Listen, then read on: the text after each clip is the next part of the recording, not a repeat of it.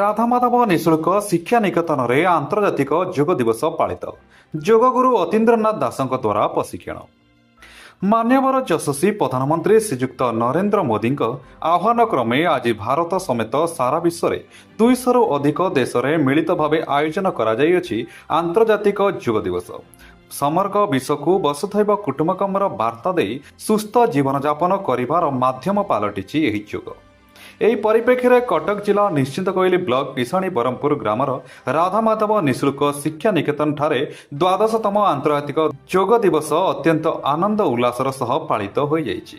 ଯୋଗ ପ୍ରଶିକ୍ଷକ ଅତୀନ୍ଦ୍ରନାଥ ଦାସଙ୍କ ତତ୍ତ୍ୱାବଧାନରେ ଅନୁଷ୍ଠିତ ହୋଇଯାଇଛି 12ତମ ଆନ୍ତର୍ଜାତିକ ଯୋଗ ଦିବସ।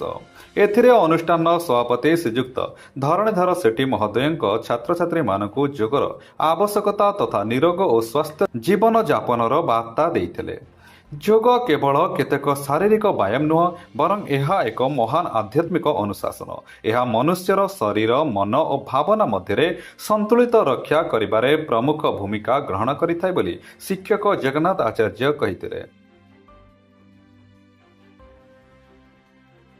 ଏହି କାର୍ଯ୍ୟକ୍ରମରେ ଶିକ୍ଷକ କେଶବ ବେହେରା, ରାଜେଶ ମହାରଣା, ସୂର୍ଯ୍ୟକାନ୍ତ ଦାସ, ପ୍ରଦ୍ୟୁମ୍ନ ଜେନା, ଶୁଭଙ୍କର ସେଠୀ, ନିରଞ୍ଜନ ପଣ୍ଡା, ସ୍ୱାତୀ ସ୍ୱାଗତିକା ସ୍ୱାଇଁ, ଆଶ୍ୱାସିନୀ ସେଠୀ, ମଧୁସ୍ମିତା ପଣ୍ଡା, ଇତିଶ୍ରୀ ସେଠୀ ଓ ଅନ୍ୟାନ୍ୟ କର୍ମକର୍ତ୍ତାଙ୍କ ସମେତ ବହୁ ଛାତ୍ରଛାତ୍ରୀ ଯୋଗଦେଇ ଯୋଗ ଶିକ୍ଷା ଲାଭ କରିଥିଲେ।